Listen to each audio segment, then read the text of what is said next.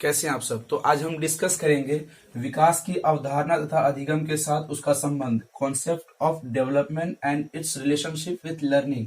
ये जो हमारी क्लास है, इससे पहले हमने इन क्लास को 3 पार्ट में चैनल पर अपलोड कर दिया, जाके आप देख सकते हैं। जो हमारी आज की क्लास होगी ये फुल कॉन्सेप्ट होगी, आज इस वीडियो में टोटल कॉन्सेप्ट पूरी डिटेल्स में होगी। वीडियो लंबी होगी और ये क्लास पूरी फुल डिटेल होगी और डिटेल में इसको हम चर्चा करेंगे। आप कंप्लीट नोट्स लेने के लिए CTET complete notes for CTET and TET, आप सीटेट के नोट्स ले सकते हैं और टेट के नोट्स ले सकते हैं 7634993536 नंबर पर व्हाट्सएप करके। आज हम देखेंगे विकास की अवधारणा एवं उसका अधिगम से संबंध, concept of development and it's relationship with learning. ये जो कॉन्सेप्ट होती है विकास की अवधारणा एवं उसका अधिगम से संबंध, ये जो टॉपिक है ये सीटेट के लिए है। ये CTET, UP TET and all TET, जो भी टेट की तैयारी आप कर रहे हैं, जिस भी स्टेट से आप बिलोंग करते हैं, जो भी टेट की आप तैयारी करते हैं, सभी टेट के लिए ये लाभदायक है। क्योंकि इस कॉन्सेप्ट के आधार पर, इस टॉपिक पर, ये पहला टॉपिक है। सीटेट का जो चाइल्ड साइकोलॉजी है, बाल विकास का जो टॉपिक है, इस टॉपिक में सबसे पहला है विकास की अवधारणा एवं उसका अधिगम से संबंध। हम आपको लगभग 23 टॉपिक है, इनमें से 23 से 24 ऐसे कुछ टॉपिक होंगे। सारे के सारे हर रोज डेली मैं आपको इस टॉपिक के आधार पर डेली एक वीडियो बना के आपको क्लियर करने की कोशिश करूंगा। मैं पहले बता दूं, यह कॉन्सेप्ट जो होती है विकास की अवधारणा एवं अधिगम से उसका संबंध, ये जो टॉपिक है बहुत लंबा टॉपिक है, बड़ा टॉपिक है। इस पर हम 1 से 2 वीडियो बनाने की कोशिश करेंगे, क्लियर करने की इस पर टॉपिक कोशिश करेंगे। जो भी यहाँ पर मैंने इसमें डिटेल्स किए हुए हैं, पॉइंट वाइज किए हुए हैं, जो भी किए हुए हैं, ये क्वेश्चन सारे के सारे एग्जाम के पॉइंट ऑफ व्यू से बेहतर हैं। सभी के सभी मैंने प्रीवियस ईयर ये क्वेश्चन इसमें इंक्लूड हैं। मैं आपको इसमें बताऊंगा कि किस तरीके से ये क्वेश्चन पूछे जाते हैं। चलिए यहाँ पर हम सबसे पहले देखते हैं कि विकास की अवधारणा एवं उसका अधिगम से संबंध। यहाँ पे दो टॉपिक है। सबसे पहले एक चीज है विकास, दूसरा है अधिगम। अधिगम मीन्स होती है लर्निंग। यहाँ पे सिर्फ 2 चीजें ऐसी है जो इसको हमको पढ़ना होगा। पहले विकास को पढ़ना होगा, दूसरा अधिगम को पढ़ना होगा। तो हम आज क्या पढ़ने, विकास पढ़ने की कोशिश कर रहे हैं। पूरी डिटेल्स है, हालांकि बहुत सारे इसमें पॉइंट है जो एग्जाम में बार बार पूछे जाते हैं। वही टॉपिक को हमने यहाँ पर इंक्लूड किए हुए हैं। बहुत सारे टॉपिक को हमने छोड़ दिए क्योंकि वो एग्जाम के पॉइंट ऑफ व्यू से बेहतर नहीं थे, इसलिए हम उसको छोड़ दिए। यहाँ पर हम आपको बताएंगे एग्जाम में किस तरीके से क्वेश्चन पूछे जाते हैं। तो चलिए एग्जाम में कैसे क्वेश्चन पूछे जाते हैं मैं एक तरीके से आपको बता देता हूं। तो यहाँ पर पूछा जा सकता है कि विकास जीवन पर्यंत कौन सी प्रक्रिया है, कौन सी अवधारणा है जीवन पर्यंत चलने वाली है। यहाँ पर पूछा जा सकता है अधिगम ऑप्शन में रहेगा या फिर आपका विकास रहेगा। तो विकास जीवन पर्यंत चलने वाली प्रक्रिया, मैं पॉइंट वाइज को डील करने की कोशिश करूंगा। सबसे इसमें जो मोस्ट इंपोर्टेंट पार्ट है, सबसे विकास की अवस्थाएं, बहुत सारी अवस्थाएं दी होती है जो आपके एग्जाम के पॉइंट ऑफ व्यू से जो बेहतर है उसी को हम पढ़ाने की कोशिश करेंगे। हालांकि ऐसे तो बहुत सारे हैं, इतने को कवर भी नहीं करना है क्योंकि इतने पढ़ने की जरूरत नहीं, समय कम है। तो देखते हैं, सबसे पहले हम विकास के बारे में समझेंगे। विकास क्या है? विकास को इंग्लिश में डेवलपमेंट कहते हैं। विकास का मतलब होता है उन्नति होता है, प्रगति होता है, बढ़ना कहते हैं, आगे बढ़ना, किसी भी चीज को आगे बढ़ना, तरक्की करना, उन्नति करना, ये सब जितने जो वर्ड आते हैं विकास करना। आपकी हाइट पहले 3 फुट होती होगी, अब उसके बाद 4 फुट, उसके बाद 5 फुट, जैसे भी बोल सकते हैं आप उसको, वो एक विकास है। विकास के हम किसी आधार पे, जैसे कि हम सबसे पहले क्या थे, सबसे पहले हम थे 1 क्लास में, 2 क्लास में, 3 क्लास में, इस तरीके से हमने बीएड डीएलएड वगैरह सब कुछ किए हैं। तो हम उसके बाद टेट क्वालिफाइड करेंगे। टेट क्वालिफाइड करने के बाद हमें जॉब हो सकती है टीचर वाली। तो इस आधार पे हम कह सकते हैं स्टूडेंट में क्या हुआ, विकास हुआ। तो चलिए यहाँ पे विकास देख लेते हैं। विकास के बारे में समझा दिया हूं। इसके आधार पे जो क्वेश्चन पूछे जाते हैं ये मोस्ट इंपोर्टेंट है। यहाँ मोस्ट इंपोर्टेंट क्या है, विकास जीवन पर्यंत चलने वाली प्रक्रिया है। जीवन पर्यंत का मतलब होता है विकास कभी भी नहीं रुकता है। विकास जो है कभी नहीं रुकती है, विकास हमेशा चलती रहती है। जैसे हमारी उम्र होती है, एक अवस्था आके वो रुक जाती है, लेकिन उम्र हाइट हमारी रुक जाती है, लेकिन हम हर रोज डेली कुछ ना कुछ सीखते रहते हैं। ये भी एक विकास में इंक्लूड है कि हम कभी नहीं थकते, ना ही रुकते।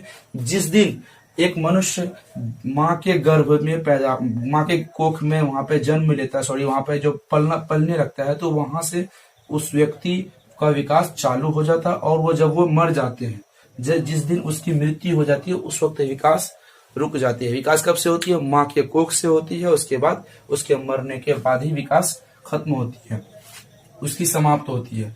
तो यहाँ पर क्या है, विकास यहाँ पर पूछ लेता है जीवन पर्यंत चलने वाली प्रक्रिया कौन सी है, तो वो विकास है। ठीक है, विकास में बच्चों का सर्वांगीण विकास होता है। यहाँ पर सर्वांगीण का मतलब होता है टोटल, आप इंग्लिश में बोल सकते हैं टोटल। सर्वांगीण मतलब होता है चारों तरफ से विकास, बच्चों का चारों तरफ से विकास होता है।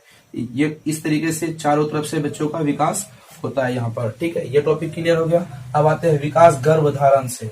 मैंने अभी 2 मिनट पहले आपको बताया कि विकास कब से चालू होती है, जब बच्चा माँ के कोख में पलने लगता है, मतलब फर्स्ट डे से, माँ के कोख से फर्स्ट डे से बच्चों का विकास होने लगता है। अब वहां पे विकास क्या होती है, एक दिन में उसकी शारीरिक आकार कैसी होगी, फिर 2 दिन में बच्चों की शारीरिक आकार कैसी होगी, फिर 3 दिन में बच्चों की शारीरिक आकार कैसी होगी। इस तरीके से बच्चे जब 9 महीने में जन्म लेते हैं, उसकी शारीरिक आकार कैसी होगी, ये एक विकास की प्रक्रिया है। फिर जन्म के बाद बच्चे, जन्म के बाद जब तक वो इस दुनिया में जीते हैं, तब तक उनकी विकास होती रहती है। ऐसा नहीं कि उनकी विकास रुक जाती है। तो कई बार वहां पे जो सवाल पूछा जाता है, विकास कब से शुरू होता है, तो कई बार बच्चे लगाते थे हैं जन्म से। विकास जन्म से नहीं, माँ के कोख से पैदा रहते हैं। जब वो माँ के कोख में, मतलब गर्भ में पहले दिन से पलने लगता है, तब से विकास चालू हो जाती है। यह कॉन्सेप्ट क्लियर हो गया।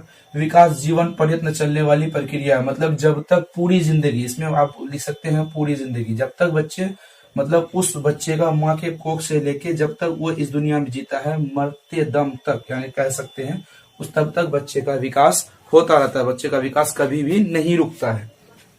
लेकिन हाँ, इतना कह सकते हैं, बच्चे का विकास रुकता नहीं, लेकिन उसकी जो स्तर होती है, आयु, उम्र, स्तर, जो भी स्टेज बोल सकते हैं, उस एक कभी कभी क्या होती है, बच्चे का विकास बहुत स्पीड, तेजी गति से होती है, लेकिन कभी कभी फिर उसकी विकास धीमी हो जाती है, फिर इसकी विकास तेजी होती है, फिर धीमी हो जाती है। इस तरीके से वो चलती रहती है। इसमें कोई क्लियरेंस नहीं है कि किस अवस्था में। हाँ, एक क्लियरेंस है कि इस अवस्था में बच्चे का विकास बहुत ज्यादा तेजी से होती है। कौन सा विकास? शैशवावस्था में। शैशवावस्था में मैंने इसके बारे में मैं भी आपको बताऊंगा। इस अवस्था में विकास कितनी स्पीड से होती है और कौन सी अवस्था में विकास क्या होती है, कम होती है। लेकिन ये है कि विकास एक रेगुलर कंटेम्प्रेरी बना के नहीं रखती है। विकास कभी ज्यादा स्पीड होती है, कभी कम होती है। विकास की अवस्थाओं के अनुसार विकास की गति बेहतर होती है। ठीक है, तो ये हो गया विकास लगातार निरंतर। यहाँ पे मैंने कहा कि विकास क्या है, कंटिन्यूअस चलने वाली प्रक्रिया है। कॉन्टिन्यूअस विकास क्या है, कंटिन्यूअस चलने वाली प्रक्रिया। कंटिन्यू है, वो कभी नहीं रुकती, न थकती, ना ही वो आराम करती है। विकास क्या करती है, पूरी जब माँ के कोख से लेके बच्चे के मरने तक, बस एक चीज दिमाग में हटा ली कि माँ के कोख से लेके बच्चे के मतलब उस व्यक्ति के जिस दिन मृत्यु होती है, तब तक वो उसकी विकास होती रहती है। विकास कैसे होती है? विकास सिर से पैर की तरफ होती है। ये इंपॉर्टेंट टॉपिक है। मैं जितने भी यहाँ पर इंपॉर्टेंट पॉइंट है, जीवन पर्यंत चलने वाली प्रक्रिया है, कई बार एग्जामों में पूछा जा चुका है। सर्वांगीण विकास, विकास क्या है, सर्वांगीण है, ये कई बार एग्जाम में पूछा गया है। विकास कब से चालू होती है, तो माँ के गर्भ से, मतलब पहले दिन से। जब भी बच्चे माँ के कोख में बच्चा होता है, पहले दिन से विकास चालू हो जाती है। जीवन पर्यंत चलने वाली विकास की प्रक्रिया कौन सी है? जीवन पर्यंत चलने वाली प्रक्रिया कई बार पूछा जा चुका है यहाँ पे। उसके बाद है जीवन पर्यंत, लगातार, कॉन्टिन्यूअस, निरंतर। विकास कैसी प्रक्रिया है? निरंतर चलने वाली प्रक्रिया। विकास कभी नहीं रुकती है, न कभी थकती है, कंटिन्यू वो चलती रहती है। उसकी अवस्थाओं के अनुसार उसमें कम या ज्यादा हो सकती है। ये क्लियर है यहाँ तक? ये उसी विकास सिर से पैर की ओर चलती है। विकास कैसी चलती है?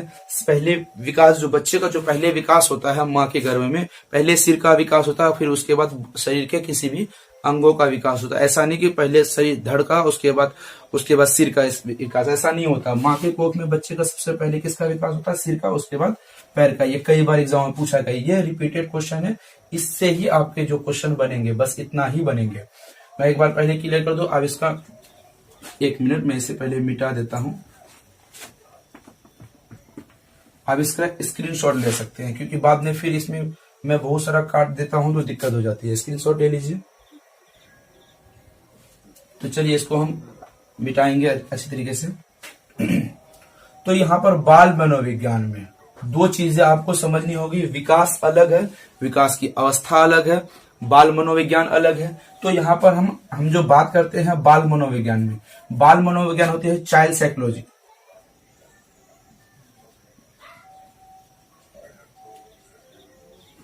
चाइल्ड साइकोलॉजी, बाल मनोविज्ञान को कहते हैं चाइल्ड साइकोलॉजी।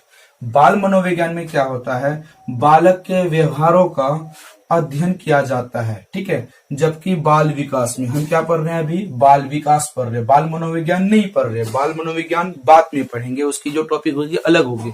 तो बाल मनोविज्ञान में चाइल्ड साइकोलॉजी में बालक के व्यवहारों का अध्ययन किया जाता है। किसका, बालक के व्यवहारों का। बालक किस गति से बढ़ता है, किस गति से उनकी आयु, किस उम्र में, किस आयु में, किस अवस्थाओं में बच्चों के विकास बेहतर हो रहे हैं, बच्चों किस तरीके से सीख रहे हैं, अपनी स्पीड क्या है उसकी सीखने की, किस उम्र में उसकी बुद्धि लब्धि कितनी बेहतर हो, किस उम्र में उसकी बुद्धि IQ जो कम होती है। ये है बाल मनोविज्ञान, चाइल्ड साइकोलॉजी का ये पार्ट है।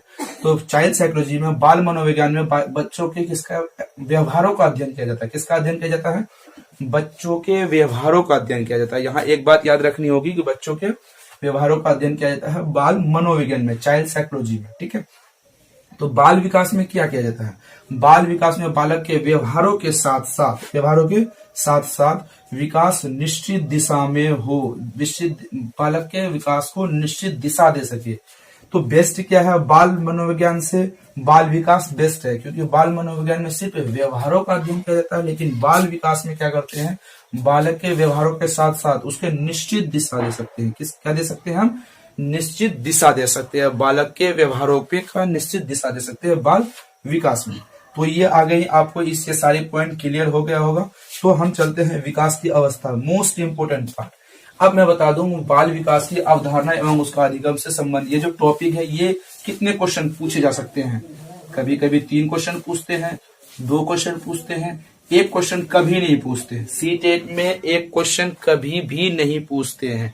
कभी भी पूछेगा तो 2 क्वेश्चन या 3 क्वेश्चन, मतलब इनसे ऐसा कोई एक भी CTET नहीं हुआ है कि इस टॉपिक से, पहला टॉपिक है कि इस टॉपिक से क्वेश्चन नहीं पूछे गए। मैं आपको प्रीवियस ईयर क्वेश्चन करवाऊंगा, इसके बाद प्रीवियस ईयर के क्वेश्चन में हम आपको बताएंगे किस तरीके से क्वेश्चन पूछे जाते हैं। 1 क्वेश्चन कभी नहीं पूछे गए हैं, 2 से 3 क्वेश्चन पूछे जाते हैं। तो ज्यादा क्वेश्चन आते कहां से, इन पॉइंट से आते हैं। यहाँ जो मैं आपको पॉइंट बता दूं, बस इतने से ही बहुत सारे क्वेश्चन लगातार रिपीट होते हैं और ऐसा ही हमेशा होता रहेगा। विकास के बारे में जो हम पेडागोजी करते हैं, विकास के बारे में सबसे ज्यादा पेडागोजी में विकास के बारे में पूछी जाती है और अधिगम के बारे में पूछी जाती है। अधिगम इससे अगला क्लास आएगा, अगर वीडियो छोटी हो गई, ज्यादा बड़ी नहीं हुई, तो इसी क्लास में मैं क्लियर करने की कोशिश करूंगा। आप दोनों क्लास जाके देख सकते हैं, लेकिन मैं टोटल क्लियर कराऊंगा। क्या है, विकास और क्या कहते हैं इसको, अधिगम। ये 2 चीजें सबसे बेस्ट है CTET के पॉइंट ऑफ व्यू से और टेट के पॉइंट ऑफ व्यू से। तो चलिए मैं विकास की अवस्थाएं बता दूं। स्टेज क्या होती है, अवस्था होती है गर्भावस्था, ठीक है। पहला है गर्भावस्था, मतलब गर्भ से, माँ के कोख में जब बच्चे पलते हैं, गर्भ से जन्म तक। गर्भावस्था कब से कब तक होती है, गर्भ धारण से जन्म तक बच्चे गर्भावस्था कहते हैं। इसको और एक नाम से भी जानते हैं। कभी कभी गर्भावस्था नहीं देके यहाँ पर ऑप्शन में पूछता है पूर्व प्रसूति काल, ठीक है। आपको ये याद रखना होगा, गर्भावस्था को क्या कहते हैं हम, पूर्व प्रसूति काल। यही से क्वेश्चन सारे के सारे बनते हैं। ज्यादा से ज्यादा क्वेश्चन आप प्रीवियस ईयर क्वेश्चन नहीं भी देखे तो कोई भी आप मॉडल सेट दे सकते हैं, जो भी आप प्रैक्टिस कर रहे हैं। प्रैक्टिस में ये क्वेश्चन, इस टॉपिक पे क्वेश्चन बहुत ज्यादा, इसी टॉपिक पे क्वेश्चन पूछे जाते हैं। तो पूर्व प्रसूति काल किसको कहते हैं, गर्भ अवस्था को कहते हैं।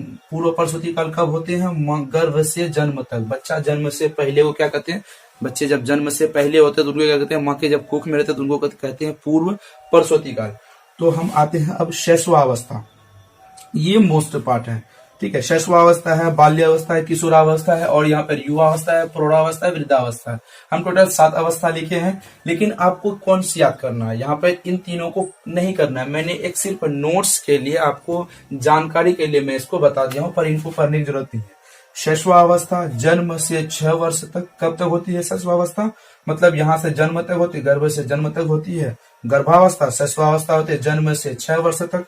फिर बाल्यावस्था होती है 6 वर्ष से 12 वर्ष तक। फिर किशोरावस्था होती है 12 वर्ष से 18 वर्ष तक। यहाँ पे सिर्फ कितने वर्षों का गैप है, 6 वर्षों का गैप है। आप देख सकते हैं टोटल 6 वर्षों का टोटल गैप है, ठीक है। और यहाँ पर है युवावस्था। बस युवावस्था 18 से 25 वर्ष तक होती है, प्रौढ़ावस्था 25 से 55 वर्ष तक होती है, वृद्धावस्था 55 से मृत्यु तक होती है। वृद्धावस्था जिसको वृद्ध भी बोलते हैं, उसको ओल्ड भी बोलते हैं। तो इसको हम याद नहीं करना, क्योंकि अगर हम बाल विकास की जब चर्चा करें, बाल मनोविज्ञान की, चाइल्ड साइकोलॉजी की जब बात करते हैं, उनमें से 3 ही ऐसे टॉपिक है जो पूछ जाते हैं स्टेज। 3 ही स्टेज कौन कौन है मैं बता दूं तो आपको शैशवावस्था, बाल्यावस्था, ये तीनों पूछ जाती है। ये 3 गर्भावस्था कभी कभी पूछ जाते हैं। गर्भावस्था मेरे ख्याल से नहीं के बराबर पूछ जाते हैं, लेकिन हाँ गर्भावस्था अगर नहीं पूछ जाते तो सबसे ज्यादा पूछे कौन जाते हैं, शैशवावस्था, बाल्यावस्था, किशोरावस्था। क्योंकि बाल, यहाँ बाल की बात है, बाल विकास की बात है। जब बाल विकास कर रहे हैं हम तो बालक के व्यवहारों का अध्ययन करते हैं, न कि किशोरों के व्यवहार का अध्ययन हम कभी नहीं करते। किशोरों के व्यवहार का अध्ययन नहीं के बराबर करते, किशोर तक ही करते हैं, युवाओं के व्यवहार का अध्ययन हम बिल्कुल भी नहीं करते हैं। तो शैशवावस्था कब से होती है, जन्म से 6 वर्ष तक। यहाँ पर कंफ्यूजन क्रिएट होती है। जन्म से यहाँ तो ये तो रहेगा 0, कभी कभी 0 से पूछा जाता है। 6 वर्ष को कभी कभी 5 वर्ष से भी रहता है, आप नोट कर सकते हैं। बस इसमें एक माइनस करना, बस इतना ही करना। बाल्यावस्था कब पूछी जाती है, बाल्यावस्था यहाँ 6 से 12 वर्ष तक, तो कभी कभी क्या करती है 5 से 11 वर्ष तक वो पूछी जाती है। ऐसे ऑप्शन में रहता है कभी कभी, आप कंफ्यूज नहीं होना आपको। तो यहाँ पर करते हैं किशोरावस्था। किशोरावस्था करते हैं तो किशोरावस्था में 12 वर्ष से 18 वर्ष, कभी कभी क्या करता है 11 वर्ष से 17 वर्ष तक पूछी जाती है। इस तरीके से एक अवस्था जो एक साल उसे कभी कभी घटा दिया जाता है, कभी कभी 1 साल बढ़ा दिया जाता है। बस इतना ही करता है और इससे ज्यादा कुछ इसमें से नहीं करता। तो याद हो गया। और इन नामों जैसे हमने आपको कहा कि गर्भावस्था को पूर्व प्रसूति काल भी कहते हैं, तो गर्भावस्था को पूर्व प्रसूति काल कहते हैं, तो ये इनसे भी क्वेश्चन बनता है। अब यहाँ पर आपको याद रखना बाल्यावस्था मोस्ट पार्ट में से है, बाल्यावस्था, ठीक है। यहाँ पर बाल्यावस्था सबसे मोस्ट पार्ट में से। बाल्यावस्था को और किस नामों से जानते हैं, प्रारंभिक बाल्यावस्था, मतलब शुरू वाली बाल्यावस्था। कौन वाली, शुरुआत वाली बाल्यावस्था, प्रारंभिक बाल्यावस्था। बाल्यावस्था कब से होती है, 0 से 6 तक होती है। तो यहाँ से प्रारंभिक बाल्यावस्था किस नाम, कितनी उम्र दिया जाता है, 3 से 6 वर्ष तक। कितने वर्ष तक, 3 से 6 वर्ष तक होती है प्रारंभिक बाल्यावस्था को। और एक नाम से जानते हैं पूर्ववर्ती बाल्यावस्था। मतलब पूर्ववर्ती का मतलब अगर मैथ आप पढ़े होंगे, पूर्ववर्ती, अनुवर्ती, परवर्ती, इस तरीके से वाले मैथ जो हम पढ़ाते हैं, अगर वो वाली वीडियो देखे होंगे तो ये वाली आपको आराम से याद हो गया होगा। तो प्रारंभिक बाल्य अवस्था 3 से 6 वर्ष तक कहते हैं। पूर्ववर्ती बाल्य अवस्था मतलब दोनों को एक ही नाम से पढ़ते हैं। इसको यहाँ पर 3 से 6 भी कहते हैं, 2 से 6, 2 से 5 भी कहते हैं। ऐसा आपको ध्यान में रखना होगा। अब इसी को कहते हैं, इसी में होते, यहाँ पर ध्यान रखना होगा। इसी में यहाँ पे 0 से 6 वर्ष है तो यहाँ पर पूछते हैं उत्तर बाल्यावस्था 6 से 12 वर्ष और परवर्ती बाल्यावस्था। सेम बाल्यावस्था को कितने नामों से पुकारते हैं, 1, 2, 3, 4 और 1, 5। बाल्यावस्था को टोटल 5 नामों से पुकारते हैं। पहले बाल्यावस्था 0 से 6 से 12 वर्ष तक होती है बाल्यावस्था। उसके बाद करते हैं प्रारंभिक बाल्यावस्था 3 से 6 वर्ष तक। प्रारंभिक बाल्यावस्था को पूर्ववर्ती बाल्यावस्था भी कहते हैं। उसके बाद फिर बाल्यावस्था को उत्तर बाल्यावस्था कहते हैं, 6 से 12 वर्ष तक कहते हैं। उसके बाद कहते हैं परवर्ती बाल्यावस्था 5 से 12 तक। मतलब इसको यहाँ पर कंफ्यूजन नहीं होना है, बस इतना याद रखना है। यहाँ पर एक मैं क्लियर शॉर्ट में बता दूं, 6 से 12 वर्ष याद रखना, बस इसी में आपको डिवाइड कर देना है। 3 से 6 पूछता है, 2 से 5 पूछेगा या फिर इतना ही पूछेगा, या फिर 5 से 11 पूछेगा, बस इतना ही पूछेगा। कंफ्यूज नहीं होना, बस इसको ही यहाँ पर इसका आंसर राइट हुआ। तो चलिए ये तो अवस्था हो गई। इस अवस्था के बारे में हमको नहीं पढ़ना क्योंकि पूछता नहीं और पूछेगा भी कभी नहीं।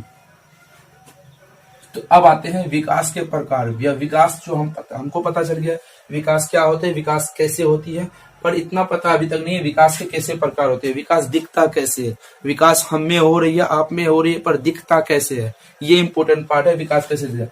व्यवहारों में विकास क्या होती है, बच्चों के व्यवहारों में विकास होती है। बच्चे के व्यवहार पहले बेहतर नहीं थे, अब बेहतर हो गए, मतलब उसमें विकास हो गई। विकास अस्थायी होती है, विकास अस्थायी कभी नहीं होती, याद रखना है पहली बात। आकार में विकास, बच्चे पहले बच्चे थे, उसके बाद धीरे धीरे धीरे उनकी विकास होने लगी, उसके हाइट में, साइज में उसकी बढ़ोतरी हो गई, वही विकास है, बढ़ना ही विकास है। आकार में विकास, नई आकृतियों का आना, बच्चों की नई नई आकृतियां आने लगती है, स्पेशल आप समझते होंगे, ठीक है, नई आकृतियों का आना वो भी एक विकास है। संवेग का विकास, बच्चे के संवेगों में, कॉग्निटिव में बच्चे का विकास आने लगता है, ठीक है। भाषा में विकास, बच्चे पहले अगर बाल्य अवस्था में थे तो उनकी लैंग्वेज स्किल बेहतर नहीं थी, पर अब उसकी लैंग्वेज स्किल जैसे जैसे स्कूलों में जाते हैं, वो नई नई क्लास को ज्वाइन करते हैं, नई नई दोस्त बनाते हैं, उसकी जो ग्रुप होती है उनमें उनके आधार पर बच्चों के भाषा विकास हो जाते हैं।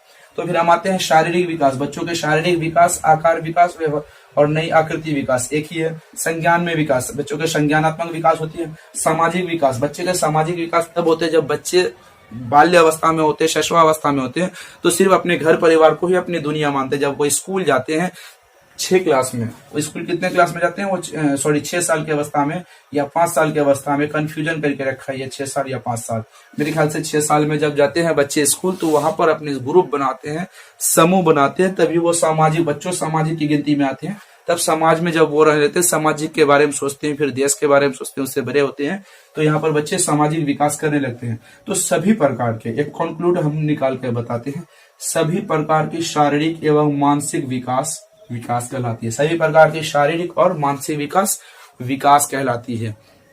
तो हमने क्या समझा, विकास के बारे में टोटल समझ गया। अब हम आपको समझाएंगे अब अधिगम क्या है। अधिगम के बारे में मैं बता दूं, अधिगम मीन्स होती है उसकी लर्निंग, अधिगम की इंग्लिश होती है लर्निंग, लर्निंग का मतलब होता है सीखना। विकास को हमने समझा हमारी हाइट में, हमारे साइज में, हमारी मानसिकता, हमारे संवेग, हमारी सोच समझ बुद्धि, इसमें जो बढ़ोतरी होती है, व्यवहार में जो चेंज होती है, उसको हम विकास कहते हैं। हमने विकास को समझ लिया। अब अधिगम विकास था, यहाँ पे हमने आपको बताया था विकास और उसका अधिगम, ये दो क्वेश्चन जो लर्निंग एंड कॉन्सेप्ट, ये दो क्वेश्चन इनमें से विकास एंड अधिगम।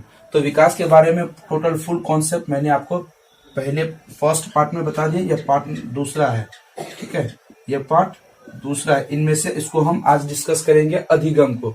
अधिगम मीन्स होती है लर्निंग, लर्निंग को हम इंग्लिश में कहते हैं, हिंदी में लर्निंग कहते हैं। अधिगम को हम आसान भाषा में, साधारण भाषा में कहते हैं सीखना, ठीक है, इसको हम क्या कहते हैं, सीखना।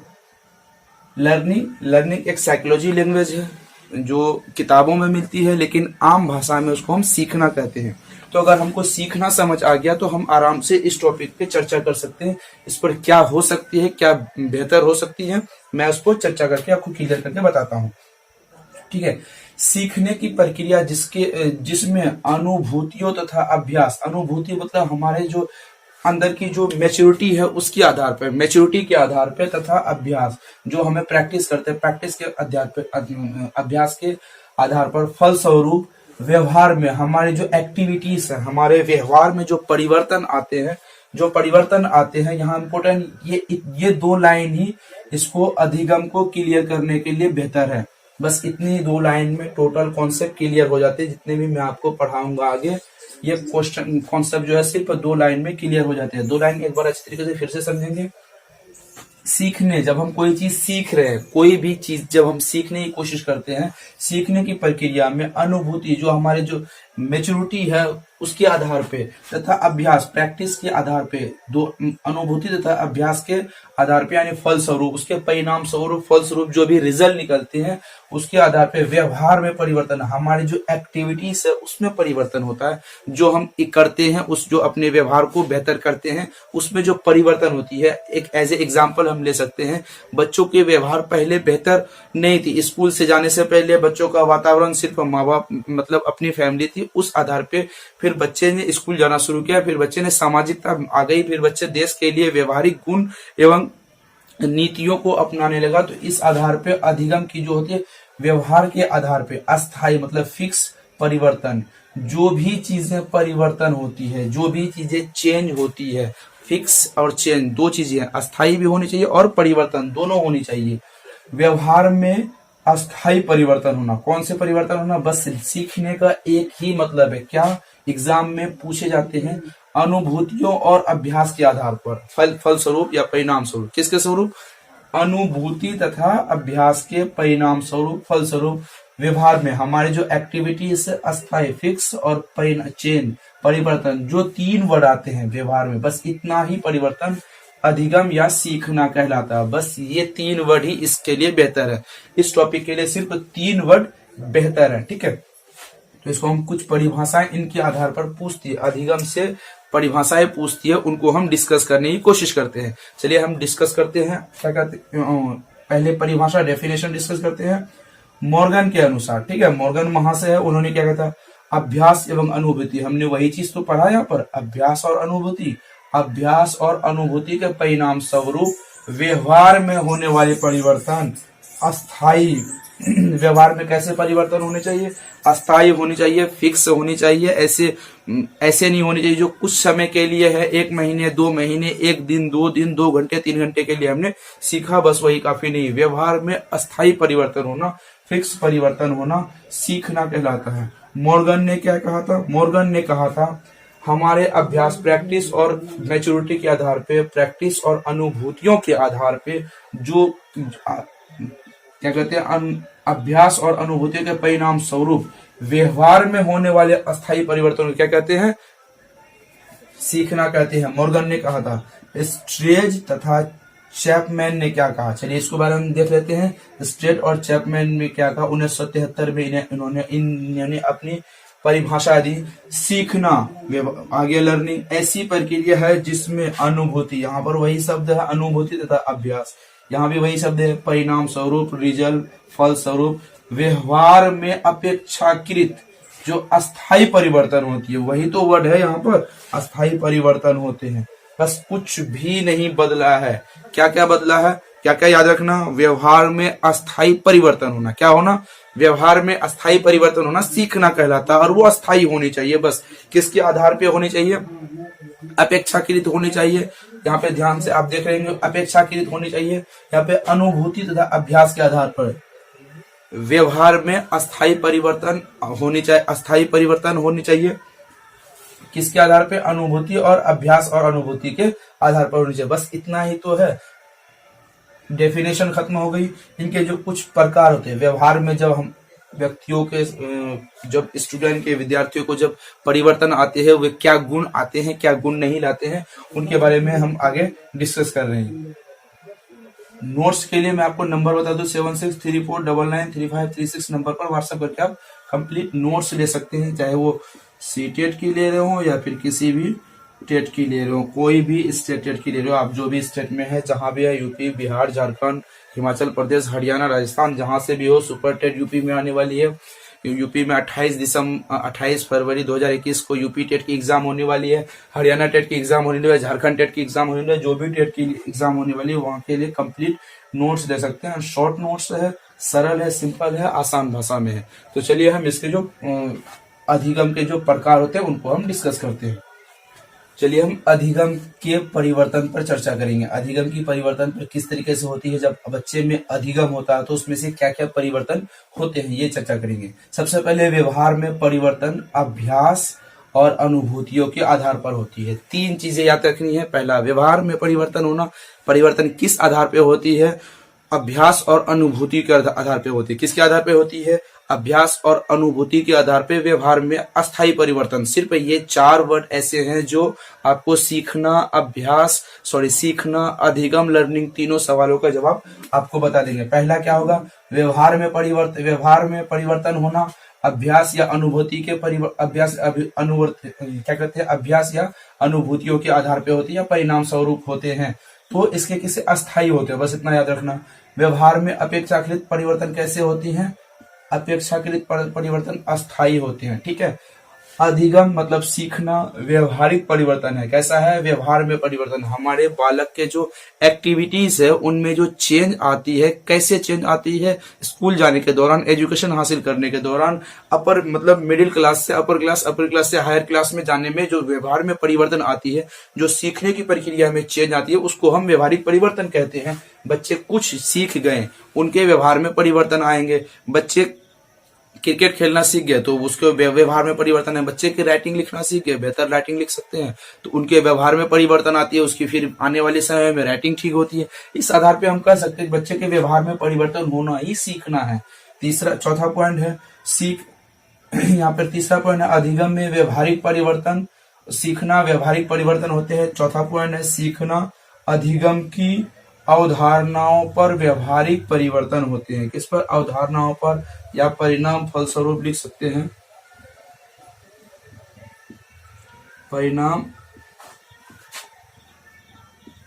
परिणाम फलस्वरूप लिख सकते हैं। इनमें अवधारणाओं पर या व्यवहार परिणाम फलस्वरूप व्यवहारों पर परिवर्तन होता है, उसे हम अधिगम या सीखना कहते हैं।